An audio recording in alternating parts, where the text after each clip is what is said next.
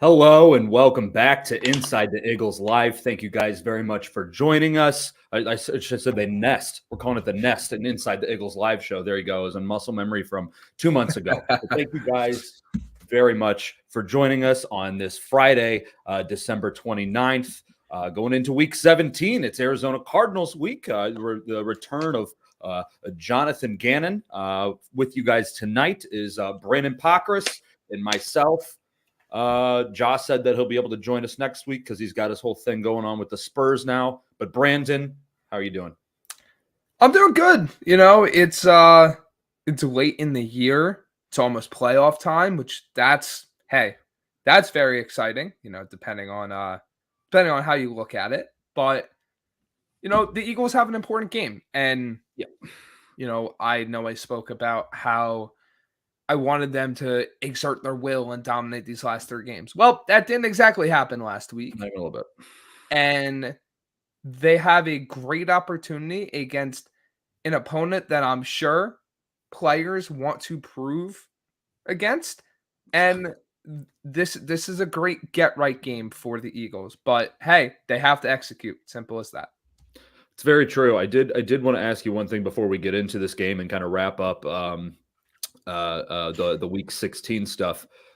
Just so happened that there was a football game last night. I don't know if you caught it. The Browns have clinched themselves a playoff berth, and you're a Jets guy. Do you blame yourself? In what sense? Do you blame yourself for the Browns clinching a playoff spot? Is it an insulting thing to the Jets for the Browns to finally do that and then do it against them? I think it's more so if you really look into it. It's like it's like holding up a mirror, because you look at all of the injuries that happened to both teams. Brutal. Yet one team actively tried to fix their quarterback problem, while the other sat on their hands, was like, well, I guess our season's over. And everything kind of trickled out from there. Is that what you think, that they sat on their hands? I think they purposely cut their hands off. They're like, no. We have Zach Wilson, and we're going to do Zach Wilson until his wheels fall off. And then we're going to bench him, then bring him back with broken wheels. And then we're going to do Trevor Siemian again. There's so many different things to examine where if we really got into it, this would turn into a Jets podcast. And we're not a Jets podcast. We're an Eagles podcast. But this is more just like an insulting question I wanted to do. No. I get it. But it's more so you look at it and it's like, they really thought Tim Boyle was better than Trevor Siemian? They really started Tim Boyle with games that still technically had playoff implications? It's just like, there's a lot, like I said, that you could get into. I'm not going to get into it because I'll get off on 50 different tangents. And we have a lot to talk about tonight. We do. Congratulations to Browns fans. If you know a Browns fan, give him a high five, because that is something that's goddamn spectacular. And Kevin Stefanski should be coach of the year. All right. Let's just do a little bit of a vibe check. The Eagles did beat the we didn't have a show after week 16 because it was on Christmas and travels and a whole bunch of stuff like that. Eagles did beat the Giants. Let's just try to make this just a general vibe check. How do you feel about things with this team and how that game went?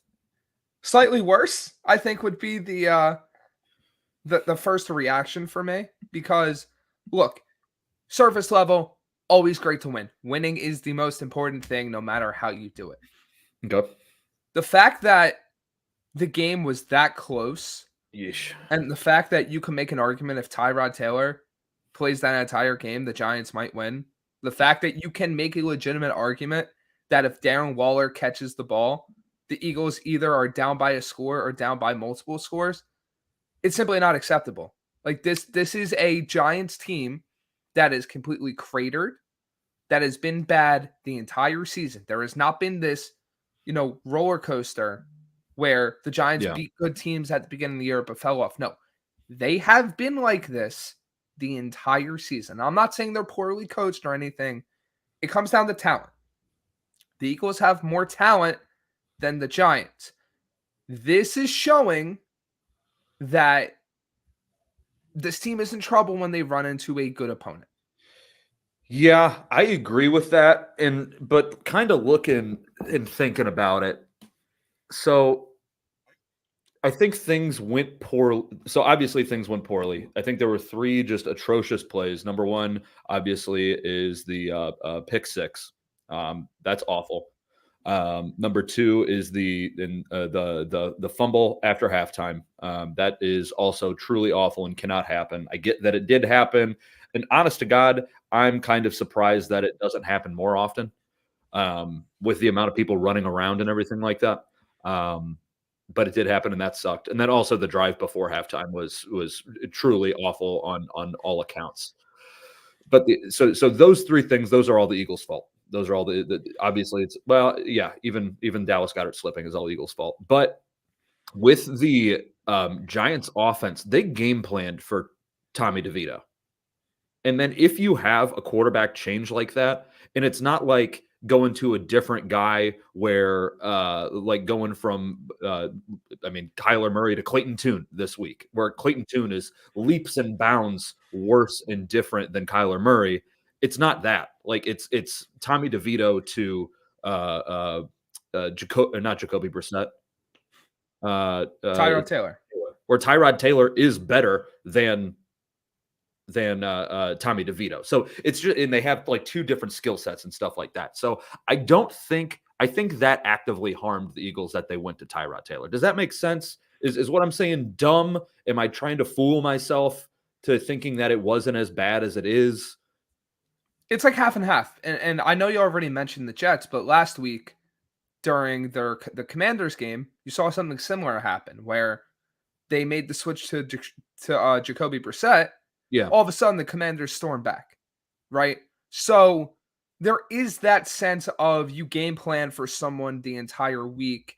You're looking at a certain player's tendencies, how they react to this, how they react to that. And then all of a sudden, you get a guy in that arguably is better, but has different tendencies. You game plan for him differently. That definitely has an effect. At the same time, though, the Jets' defense is viewed as one of the best in the league, right? Yeah. That can't happen. The Eagles are viewed as one of the best teams in football, or coming into the past few weeks up until I'd say the Cowboys, 49ers, they've been viewed consistently as one of the top 5 teams in football. Yeah, the class of the NFC. If you look at it like that, from that lens, it's unacceptable in any fashion to have the Giants storm back in this game. It's unacceptable in any fashion to take your foot off the gas against a division rival, a team that you should be wanting to bury, right? It's unacceptable to have, a few more things break the right way for New York. You might be losing that game. So while the quarterback change is definitely warranted, there's just so much wrong otherwise where I'm like, I can't get it out of my head. I can't get it out of my head that this game was this close. Yeah. Now on the kind of the flip side of that, I'm pulling this up right now. After the pick six is a touchdown for the Giants. So if we get rid of that, which I know we can't, but if we get rid of that, we're talking about a 18-33 point game. And that was even in the red zone. So that was bad. And then the Giants touchdown after the fumble, the kickoff fumble, they only had to go 14 yards. So then we're talking that we're maybe thinking like a 10, 11 point, the Giants only getting 10 or 11 points to a 33 or 40 point game from the Eagles. So while it was incredibly close, man, it's just these stupid, dumb, stupid mistakes that happen that are the thing that make it close. But it's just incredibly frustrating that it could have been just such an absolute whomping, just a thumping, just pushing their poop in. Like we could have just BF'd them, but it was just not that way. And I agree with you, but here's the problem. This isn't the first time that's happened to them this season.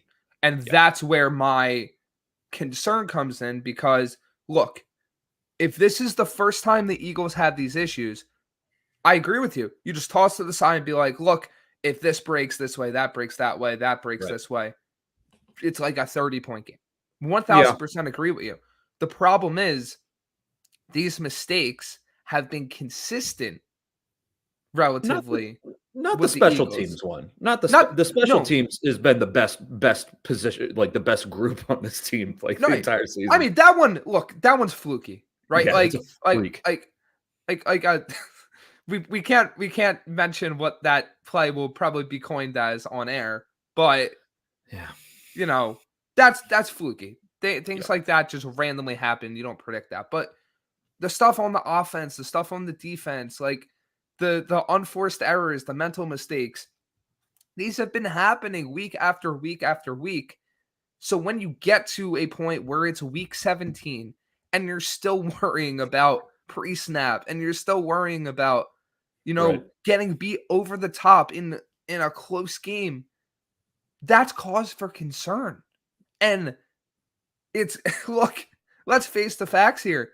That's Darius Slayton. I like Darius Slayton as a player. Darius Slayton is not Brandon Ayuk. Darius Slayton is not CeeDee Lamb or No. Brandon Cooks or Deebo Samuel Yeah. or let's face it, You could there's 20 there's 40 other people that you could name that are more Puka dangerous than Nacua. Darius Slayton. Yeah. Like all these receivers the Eagles might face in the first few rounds. Guess what? They're a hell of a lot better than guys that were blowtorching the secondary at times on Sunday. Yeah. It's just one of those things you're like, "Oh yeah, that's why Reed Blankenship was a UDFA, because that kind of thing can happen." Like, yeah, he's great. He's great, but it's just like one thing like that and you're like, "That's why he didn't get drafted." Okay. Now that's our white safety. That's what white safeties look like. Reed Blankenship normally does not look that part. Okay. So do you have anything else on week 16? I mean, yeah, I think the general view from a fan side is that it was not the get right that we had been hoping for 2 weeks. I found it interesting because the offense started to do some of the stuff that worked last year, but in classic 2023 Eagles fashion, they just simply didn't stick with it. Like, hey, you throw over the middle. It works. It works really damn well. Why did you go away from it in the second half? Like, it's those types of questions where they're like, at the beginning, they're the silly, harmless, oh, it's okay, they'll fix it by the end of the year. When you're seeing in a week 17, it's like, all right, so 4 months of this garbage. It's like, oh, they're really not adjusting anything. Yeah, but talking about throwing over the middle, Olamide Zaccheaus. Never want to see Quez again. Olamide Zaccheaus with a pancake block in the end zone. Oh my God. I'm just Antonio Banderas gifting. Oh man, just oh man, I love him. Let's just not have. It's not hard. It's not hard. Like it's don't overthink it. I heard, I can't remember, was it Baldy? I can't remember if it was Baldy. I heard somebody say, we don't need Quez to stretch the field because it's not like AJ and Devontae are slow. Like they're both upper tier athletes. Like we don't. I'm okay. It's why. Like I know we're probably jumping ahead here, right? Yeah. But it's why you look at the Eagles offseason. It'd be great to add a burner as a number 3, but you just need a great route runner. You just need a guy that can get like, for example, I guess it's timely because they played tonight. Like Emeka Egbuka, if he came out, that's a great guy to add as a number 3 because he's gonna absolutely dominate in the slot and get open for you. Yeah, and just make the catches and move chains. And guess what? He doesn't need to be your superstar because you have the other 2 superstars. Yeah. Yeah, it's great. And hell, Britton Covey getting his first NFL catch. Britton Covey. They were like, you know what?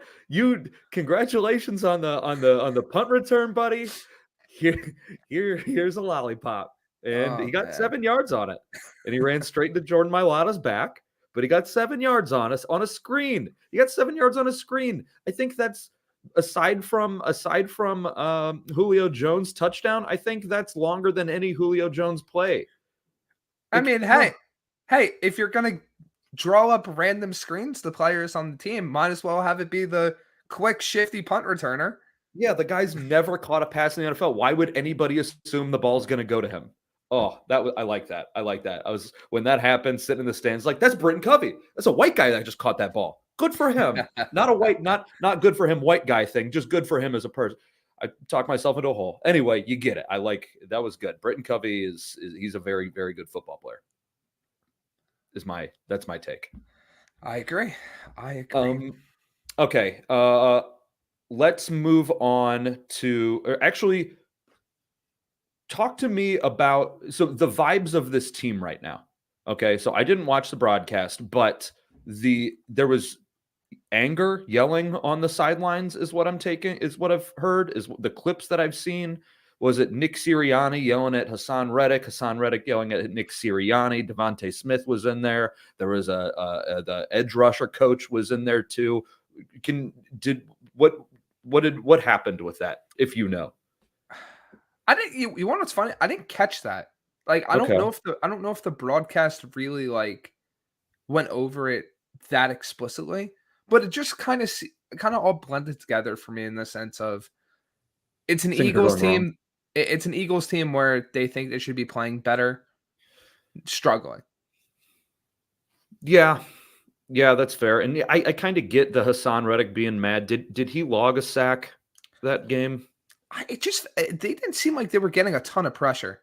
No, and that's really upsetting because Tommy DeVito is like super, super easy to sack. Looking at it right here, sacks. Eagles got 1 sack for 6 yards on an incredibly sackable person. So yeah, I mean, I get, and honestly, I want to be yelling at this defensive line because they're grossly underperforming. So I kind of get the anger there, but it just seems like bad vibes. It seems like bad vibes, and you got AJ Brown not wanting to talk at all. You've got I know, but that's not really a big deal. But when you have players being like, "Yeah, Devonta Smith said everything I needed to say," right. no matter what the player says, that's going to be caught in the media, and that's going to be caught in the sense of, "Oh, this seems like things aren't going great here." Yeah, it's not nothing given everything that's going on with changing of defensive coordinators. Was that like it feels like a year ago now, but there was the anonymous source that told Derek Gunn, like a wide receiver, saying that they didn't like the scheme. It's like, well, and then AJ went out and said, no, that wasn't me. It's like, brother. Brother, I don't know, man. That seems like that might have been you, my dude. Yeah, I think this is good to tie into the what do you call it? The upcoming matchup with the Cardinals, because this is a game that I think is probably circling on a few guys with the Eagles, or it should be circled with the Eagles, where we all know what happened with Gannon, right? I'm sure Sirianni feels some type of way about it. I'm sure the Eagles feel some type of way about it once At all least the that Eagles got offense probably does. I don't know about the yeah, defense. The offense probably does. with everything getting leaked out of there, right? This is once again a situation where you need to impose your will. Oh yeah. It is unquestioned that the Eagles are more talented overall than the Arizona Cardinals. The way both teams are built, this should be a game where the Cardinals get bullied by the Eagles. The Eagles should be able to move bodies in the run game, should be able to set up whatever they want on offense, and on defense, they should be able to, against the Cardinals team that is going to be without their top weapon in Hollywood Brown, that is very reliant on Trey McBride, who I think is going to get his against a very bad linebacker core with Philadelphia. The Cardinals offensive line is not great. The Eagles defensive line should be able to eat. Once again, this is the impose your will game. And we'll get into the what we want to see, what we hope to see, what we need to see. But basically there's 2 paths here. Number 1, what we expect to happen happens, and we all leave this game feeling positive and happy that the Eagles imposed their will. That they finally just took over a game and dominated from the first whistle to the last whistle. And then there's path number 2, which happened last week and simply can't happen again this week. They get in a tight game with an inferior opponent. They play down to their opponent's level. And all anyone's talking about, once again, is this team a one and done? Is this team a fraud? Is this team even in that upper echelon that everyone thought they were? Those are the two options here. Right. Yeah, no, I think that's the. I feel like we had this. If you would have told me that I put on a clip from last week's show, it's deja vu. It is. Yeah. God damn it. That's why I was like, we've said these words before. There's a glitch in the matrix. This is tough. I mean, like that's the only thing I feel like matters. They have to have a performance like that if you want any confidence in this team heading into the postseason. Because if they scratch and claw their way to wins against the Cardinals and 2 games against the Giants, how do you feel about them going against, let's face it, a Rams offense that is firing on all cylinders? We can't feel good about that. Right. Yeah. So yeah, let's get into this. Let's start with the injury reports. All right. So I have these right here. All right. So the Eagles injury report. We kind of figured Darius Slay wasn't going to play until probably the playoffs. Do you think he's going to come back next week? I don't know about knee unless it's like critical for seeding, I don't think so. Okay. But I think they just need to make him be as healthy as possible for their playoff run. Yeah, I think that's a good point, especially with the way that Keely Ringo's been playing. I think that's good. And then also didn't mention it, but once again, James Bradbury picked on the final drive of a game. But yes, Keely Ringo's been playing well. Really like that. Okay, the people that are that were limited and questionable: Zach Cunningham, Nick Morrow, and Albert O. Albert O. I think that when the Eagles do eventually elevate Avonte Maddox, I think that Albert O. is going to be the one to go. Does that make sense? I feel like Jalen Hurts clearly doesn't trust him. There's no reason for him to be on this with Dallas Goedert and apparently Grant Calcaterra, Yak Machine, and Jack Stoll. I don't think there's any reason to keep 4 tight ends. And then people that are playing, Landon Dickerson had that thumb surgery. He should come back. And then if Avonte Maddox, because he was full participation last week too, right? Yes. I believe. So do you think that he's going to play this game? I don't think he should. I think he might have limited time. I don't think it's going to be a full-time thing. Yeah, if he does, that's awesome to get his feet back under him. But once again, it's to the point with Slay, do you want to risk it? Especially when you already clinched the playoffs and it's all about seeding and, these games will determine next week and then so on and so forth. Yeah, I guess that maybe it depends on what happens tomorrow night with the Cowboys-Lions. If the Cowboys lose, the Eagles can clinch the NFC East with this game. If the Cowboys win, the Eagles still have a potential to makes the Eagles a job getting the second seed that much easier. So maybe there's some stuff that comes into play with that, but I think we will see Avonte Maddox, just not a whole lot. So that's what we're looking at there. As far as the Cardinals injury report, a little bit sloppier than the Eagles. Kyler Murray's been sick. I don't think that he hasn't been having full practices this week. And we know what a sick quarterback looks like. I think that he'll be fine.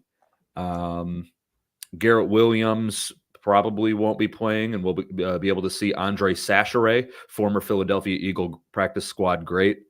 And then, like you said, Marquise Brown is out, and Jonathan Ledbetter's out. He's probably one of the better defensive linemen that the Cardinals have. Honestly, it's not exactly a high bar to clear. It's like we said, right? The Eagles have more talent than this team. It's not really particularly close. Just do your job and take care of business. That's really what it comes down to. Now, so let's get into the matchups for the Eagles defense and Cardinals offense. So there's three things that worry me here. Two things worry me. One thing I think could potentially be bad with this matchup. Obviously, like we said, Trey McBride, tight end, the guy gets 17 targets a game. He gets 15 catches a game. There's no reason that number should be any lower than that on Sunday. Like, he's just good. He's the reason that they got rid of Zach Ertz, because he's been playing well. The other thing, now, talk to me about this. Is Kyler Murray the first true dual threat quarterback that the Eagles have played this year? I think he might be. Yeah, I think he might be. I mean, well, would you consider Sam Howell a dual threat? Probably not, right? I don't think he's a single threat to anybody but the Eagles. So Good point. we're doing Mac Jones, Kirk Cousins, Baker Mayfield, Sam Howell, Matt Stafford. It was Zach Wilson, Tua, Dak, Mahomes, Josh Allen.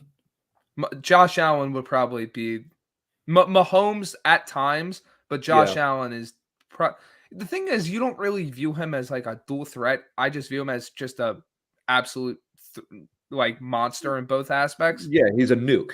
He's like his way of being a dual threat is different than Kyler. Yeah, Kyler's a squirrely little guy, whereas Josh Allen can be hugged to death by Fletcher Cox and still make it into the end zone.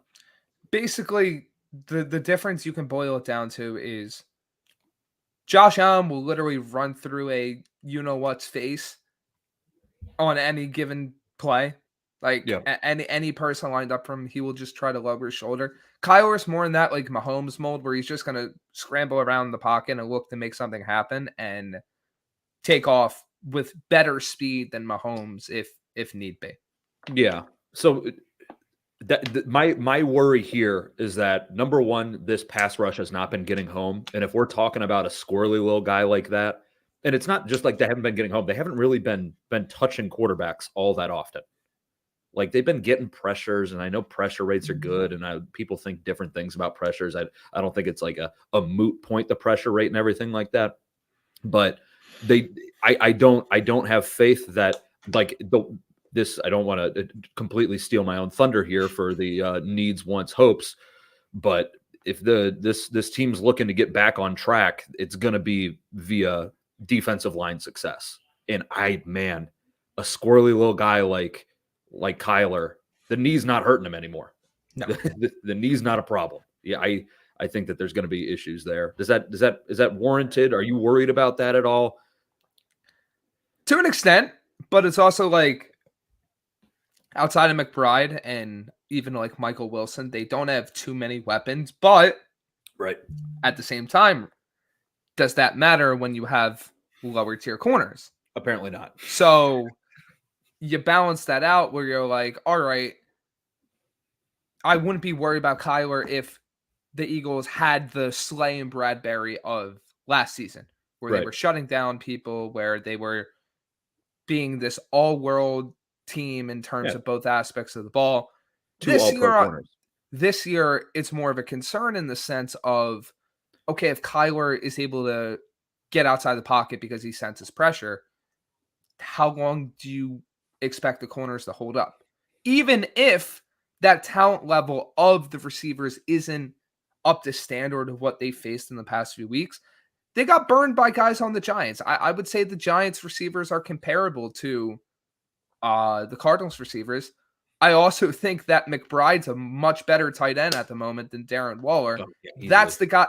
That's the matchup where I'm like, if the Eagles were to get surprised in this game and be in a deficit, it's because Trey McBride is just going to run through Ben Van Sumeren and Shaquille Leonard, right? Like, is there a linebacker currently on the Eagles that is capable of covering Trey McBride?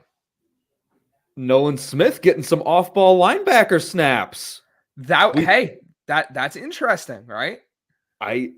Where do you fall in this? Because I remember we saw this maybe in preseason or like they were doing it during training camp or something like that. Where do you fall in this? Okay, so there's two thoughts here. You have a first round draft pick. You want to develop him at the spot where he's going to excel the best, which for him is going to be edge rusher. On the other, that's argument one. On the other argument though is you want your best guys on the field. Where in potentially having a first round draft pick, getting reps at a spot that's not his bread and butter could be detrimental. Where do you fall on those two things? If he's able to do it, more power to him. It gives him more versatility, but it's also like you're running that risk. I personally probably would be okay with it because the way I would probably approach it is, hey, our linebackers kind of suck right now. Obviously, we're not saying that as a coach. It's like, we literally need you. Yeah. It's like, we understand this is not your position. We need some juice at this position, and we're going to try you for a little bit. Yeah, I thought that he did. I thought he looked pretty good. I'm looking up Saquon's numbers right now. And I know it's not all, and he only had probably like 6 or 7 reps there. But Saquon, 23 carries for 80 yards. That's one of the better. I mean, he was really the only weapon on their team that was like consistently successful. But yeah, I liked Nolan Smith there. I'm at this point.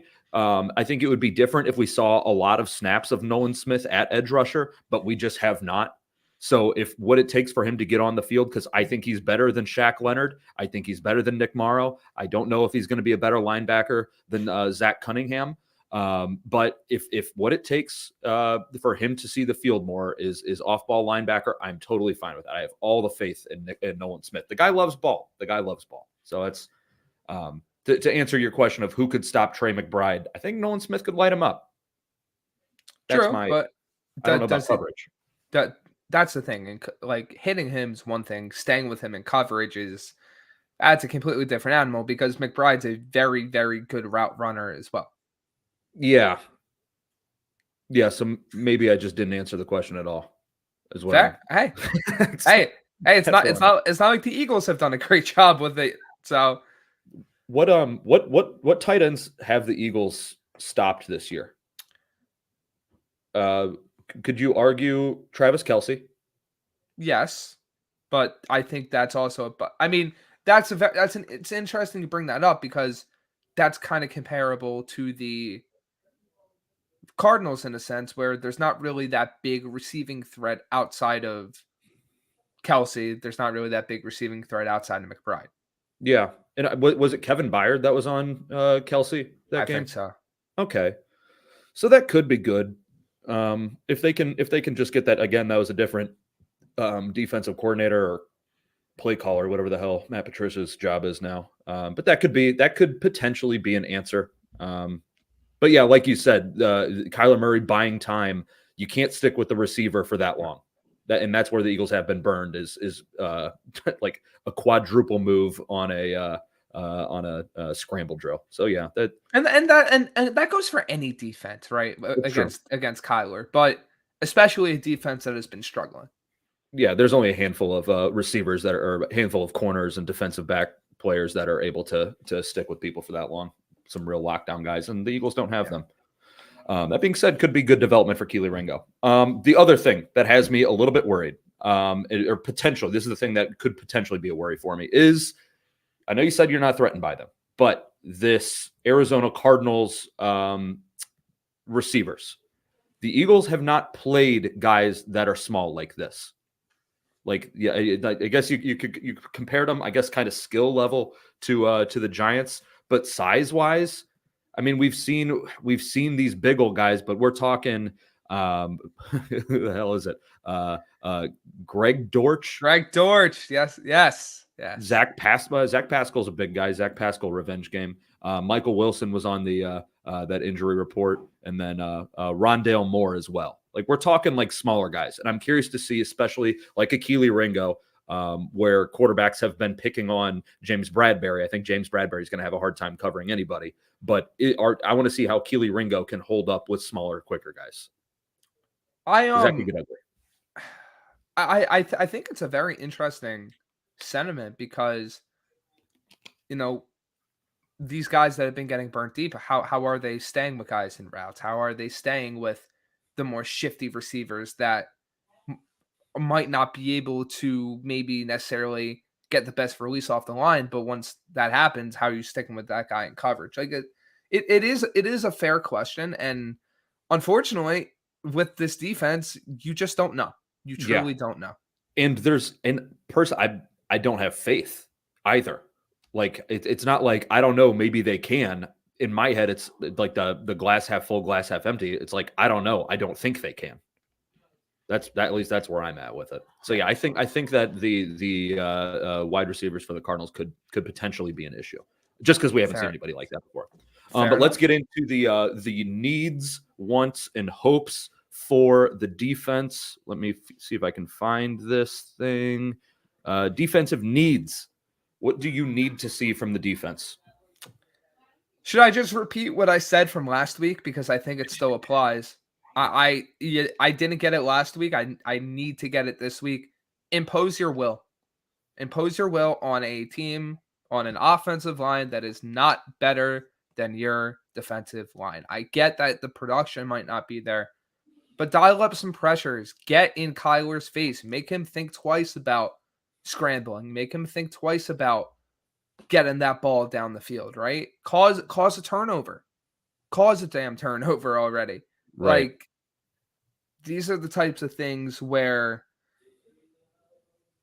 basically if the Eagles are going to get anywhere close to where they need to be, because they need to be at minimum in the second round in my eyes, you need your defensive line, arguably the main strength of this roster, if not the offensive line, to actually show why that is the case.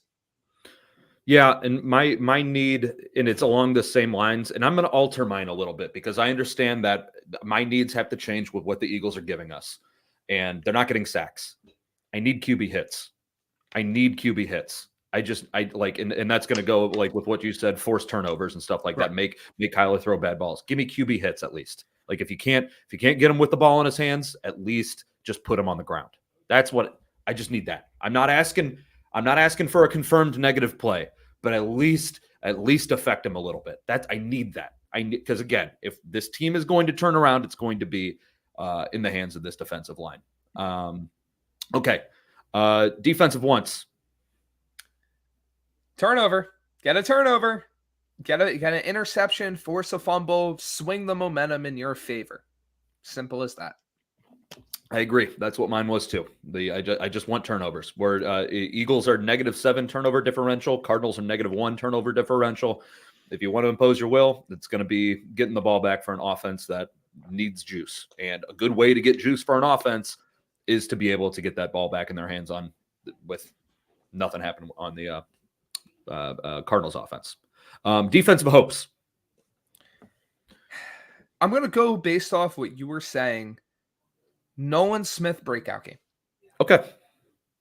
I like that. Yeah. What he had the most, it wasn't the most snaps that he's had. Give me 1 second. I'm pulling this up, but he had the highest percentage of plays on Sunday. I'm pulling it up now. This is me doing this. Plays in terms of like snaps? Yes. Okay. Nolan Smith. Oh, he's going to be under edge rusher or defensive end. Yeah, he had 17 snaps, which is 27% of the snaps.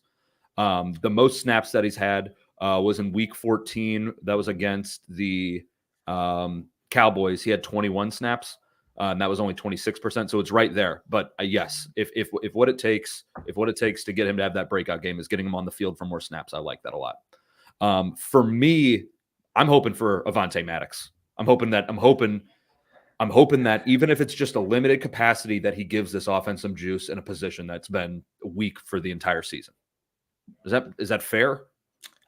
Yeah, I mean, getting a good Avonte Maddox game, no matter how much he plays, would go so much to helping this defense because look, at that point, you got a really good slot corner. And that could be a difference between forcing a turnover and letting up a touchdown.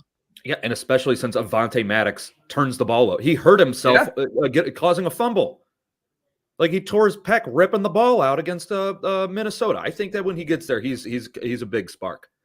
Okay. Now let's do the offensive matchups to the Cardinals defensive matchups.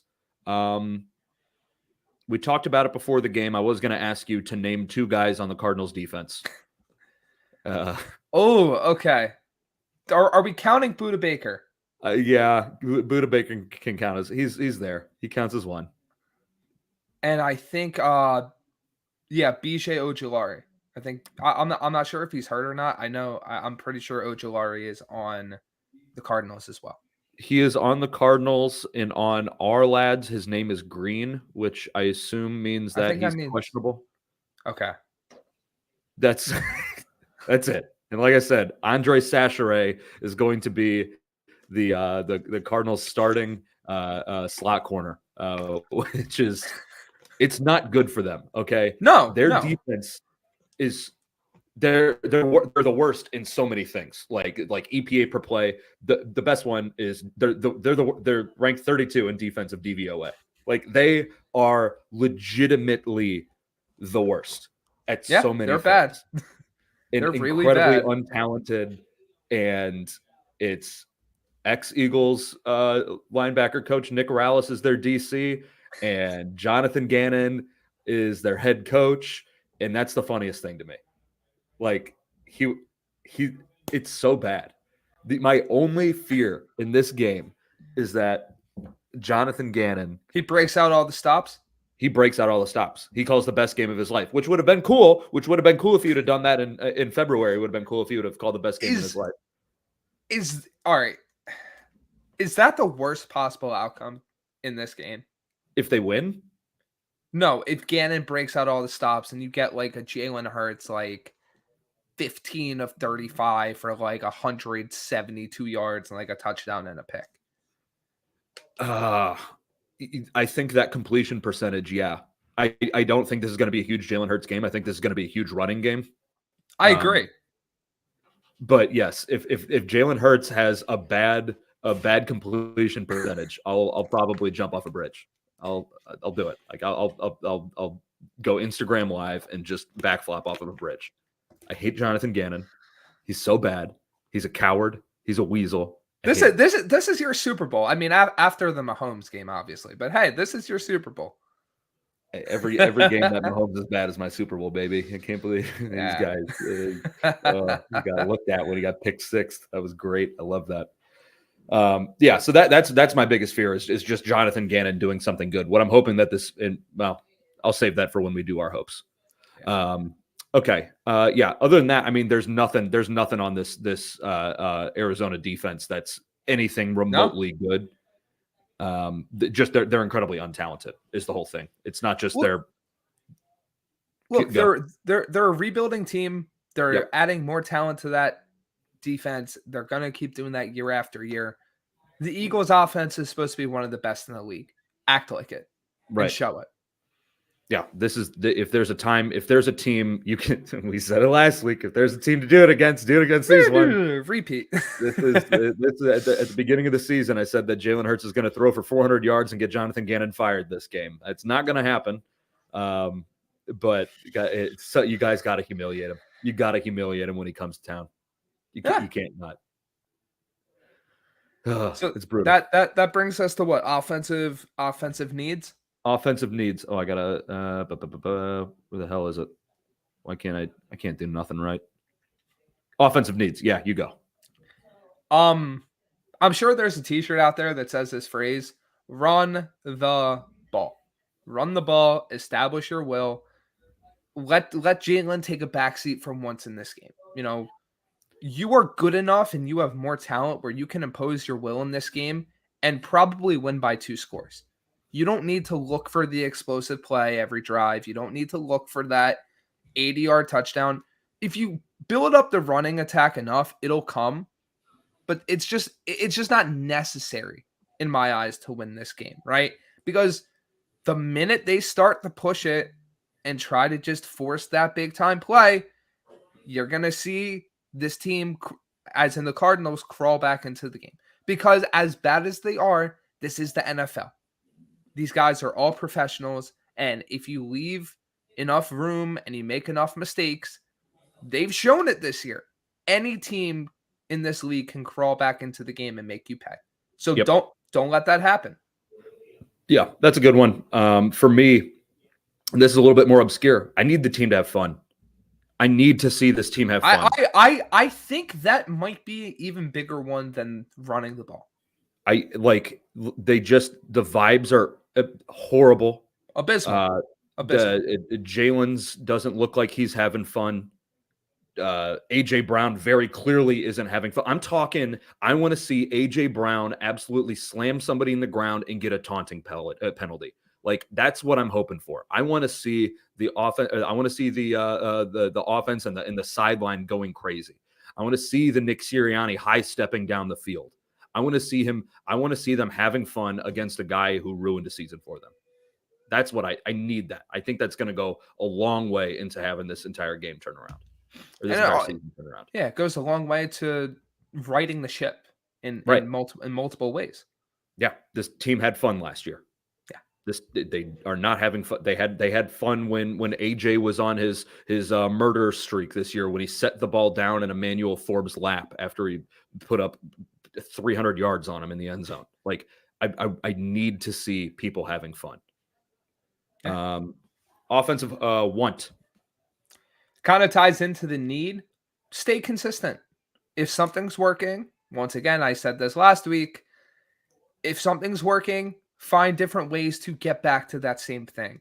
Don't obviously run the same play 50 times, which the Eagles have looked like they've done before, but stick with it. Be consistent, use different variations of that same play and just keep the offense in flow, in rhythm. That would be.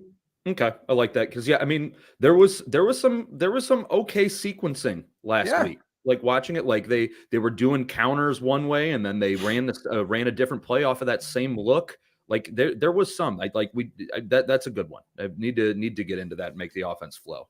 I'm actually going to switch up my hope and my want. My want now, what I want to happen is I want for the Eagles, and I know they're probably not gonna, because they don't do motion all that often, but I want them to score on Jonathan Gannon with a Eric Bieniemy play from last year, like the play that the Chiefs scored on twice. I want them to do that to Jonathan Gannon. Okay. I feel like that would be swift vengeance. It would probably, if the relationship is not already ruined between Nick Sirianni and Jonathan Gannon, I think that would go a long way into doing that. That's what I want. Are you asking for the pivot play specifically? Is that the one where whoever caught the ball was wide out open in the flat? Yeah, is that like the motion and then that play? I want that one. I want that one. That would be good. That would be fun. They're not gonna, because they don't do motion. But God, if the Eagles are looking to bust out some slick stuff, this would be it. You know what? That's something that's an off-season conversation. The fact that an offense with Jalen Hurts and the weapons they have doesn't use motion is very intriguing to me, and I'll leave it at that. Well, I don't think this is an offense that's asking Jalen to read or to make decisions like that. I think they just want him to read the book and do what the book says. So if he sees something on the defense, they've made the decision for him on what to do. That's a good off-season conversation. I guess one more point with that is just like I see what like teams with like San Francisco and Miami and all these Shanahan-based schemes do, and I'm like, I really wonder how that would benefit a Hurts. Like, I don't know, good or bad, but I really would wonder the impact that would have on an offense with Jalen Hurts in it. I think it would probably benefit the fact that he could just throw to somebody who's wide open. Okay. Instead of that's a valid point. I think instead of him constantly having to make these throws that have low completion percentages, God, yeah, I understand that your guys are amazing, but just God damn it. Make things easier on your quarterback. It's foolish. It's foolish, but yes, I'm sure we'll have a lot of conversations about that. All right, offensive hope. What are you hoping for on offense? I feel like I used everything, so I'm going to try and think of something. I can go if you want me to go first while you're thinking. Yeah, I think that works.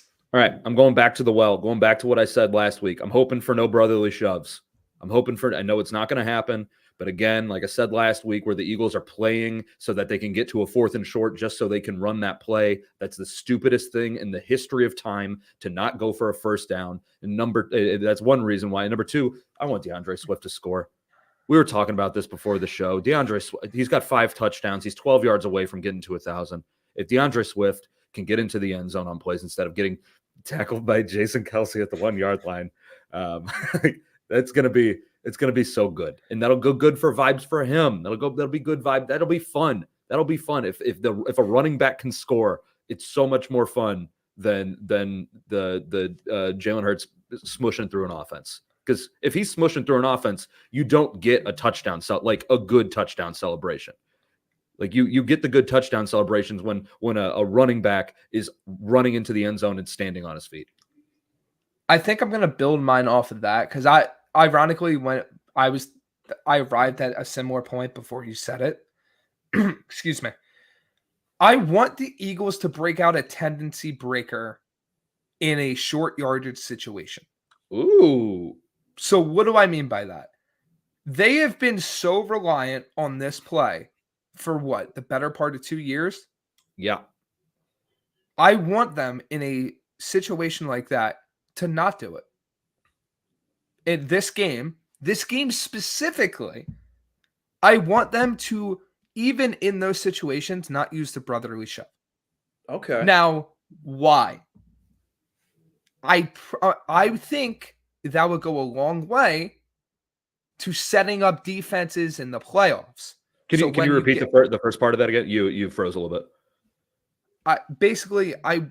I want them to tendency break the short yardage situations so they can utilize that in the playoffs. So when coaches go to review game film for the playoffs, now you're putting it in the minds of opponents that, hey, this isn't an automatic every single time. So now you're not only increasing the likelihood that you're succeeding in short yardage situations, because now you are giving them different looks.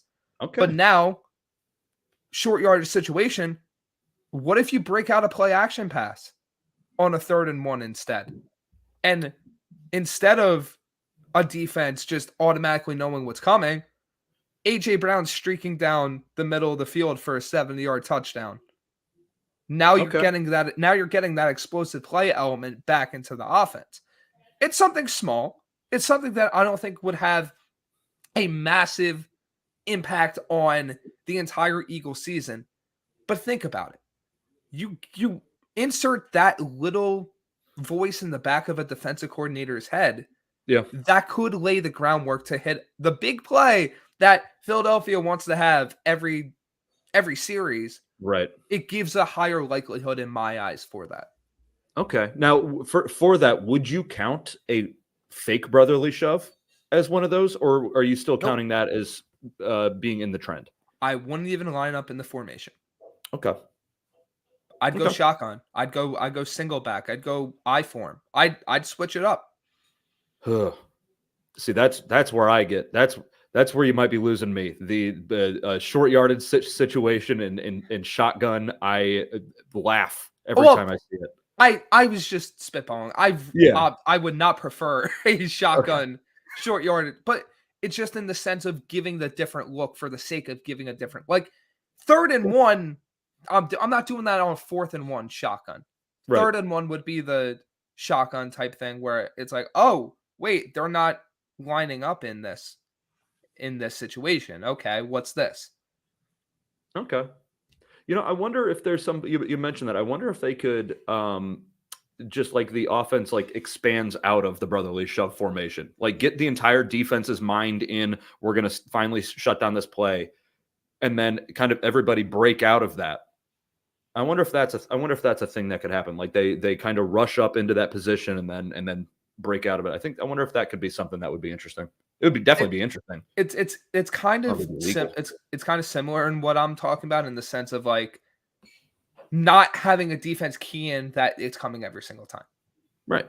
Now, but on the topic of brotherly shove, do you think that Jonathan Gannon could, if there's one coach that I think has a potential to stop that play, well, to me it would be Jonathan Gannon. This might come off horribly. I know what I would personally do as a coach, and it wouldn't be looked upon very positively if I was coaching. The Robert Saleh just make out with him? Isn't that what he said? I basically would tell my defensive lineman to dive at everyone's knees. All right. Yeah, that would be basically in the sense of it's like that. Yeah, it's like all right, you're gonna do this play. All right, we'll just take every offensive lineman's knees out. So if someone gets hurt, the Eagles think twice about it. Like it wouldn't be looked upon positive. It wouldn't be looked upon positively. It not that it wouldn't be looked on positive, it'd be looked on horribly negatively. Right. Exactly. It's Sean Payton. Yeah. It would be one of the most hated decisions in all of the NFL because great players would be just getting taken out every single play. But look, would it surprise you if there was a coach that was like, do that? This play is stopping right now, here and now. Right. Goddamn psychopath. Yeah, hire Greg Williams. You truly are a Jets guy, aren't you? That's funny. It's just like would it surprise you if Gannon like employed a strategy similar to that, where it's just like break out every single method possible to stop this play? For Gannon to do that, yes, because he knows the players on the other team. But for another coach to do that, I could see that. Yeah. Again, I think that's what Robert Saleh's kind of idea was, where he said, we're going to give him 11 kisses, which is just like all right, horny button. Let me slap that. Man. Okay. All right. Obviously, but before we move on, I obviously don't condone that. I'm just saying, hypothetically, if I were to recommend a strategy, if I was a coach, it probably wouldn't be the most favorable strategy. Let's give a guy a gun. All right. Okay. Predictions for the game. What do you got? Well, we kind of were on base, but kind of off base last week. I'm thinking like a 20-13 Eagles win. I'm not confident. How could I be confident, right? I know what I want to see. I don't think I'm going to get it. And they are currently, I'm looking for the spread right now because I know that wouldn't cover. But the spread is currently 12. Eagles are 12-point favorites at home. I don't think they cover. I really don't. Yeah, I don't either. For me, it's 35-28, but the game is actually 35-21. Okay. So I don't think that they're going to cover. I think that the Cardinals fight back at the end. I do believe that the Eagles end the game with the ball in their hands. Okay. That's where I'm at. I think it's going to be a big time running game, and I think it's going to be once that running. I mean, I don't know what the hell I'm saying. Every time I say I think it's going to be something, the Eagles are just like, yeah, but what if we threw the ball 40 yards in the air? Well, it's like, what if we threw the ball to AJ Brown in triple coverage? Well, that's been doing. All right. So that's what we got for the prediction for the game. What is your headline for next week? Make or break in the sense of heading into the playoffs. And I think truly make or breaks the headline coming out of the game. I think the real headline is what Eagles opponent can they actually beat in the first round? Okay. That's good. For me though, that week 18, who the Eagles opponent's going to be in the first round? No, like what I mean, it's going to be the start of looking to the possible opponents and being like, okay, which teams can the Eagles actually beat? Okay, I gotcha. You want to know what I think? My headline: Eagles win the NFC East. I think that the Lions beat the Cowboys, which is unfortunate for us because then we're going to be counting on the Lions losing to a Nick Mullins-led Vikings team in Week 18 to get the number 2 seed. Mullins got benched. Did he? It's Jaron Hall. Oh my God. Okay. Well, that's great. No, I'm not feeling good anymore. But I believe that the headline is going to be Eagles win NFC East. First time a team has won the division back-to-back years since 2004. I think that's what the headline's going to be. And sub headline: Eat a dick, Johnny Gaines. I think that's where we're going to be. Fair. All right. I got a show here in a little bit. Do you have any other thoughts? Do you have any closing thoughts? Anything going into this game? Man, oh man, they better not lose this game. A couple weeks ago I said that I thought they were going to, but I might have changed my my tone a little bit. I might have just talking myself into the, like I said at the beginning of the show, that game could have been a 40-10 win. I think I've changed my tune. It's just, who knows? All right. Thank you guys very much for joining us on this Friday night. Your Philadelphia Eagles are going to be playing in the early slate of games on Sunday. The Lions and Cowboys are going to be playing tomorrow night. That'll be a very important game for us, where we unfortunately have to root for the Cow. I'm not going to say it, but that's the reality of the situation. It's disgusting. It's disgusting that that the Eagles put us into this spot because they lost to frickin' Drew Lock. That's where I'm at. But that is the reality of the situation. Thank you guys again very much for joining us. That is Brandon Pockrass. My name is Jake Beckman. Go Birds. Happy New Year, everyone. Happy New Year.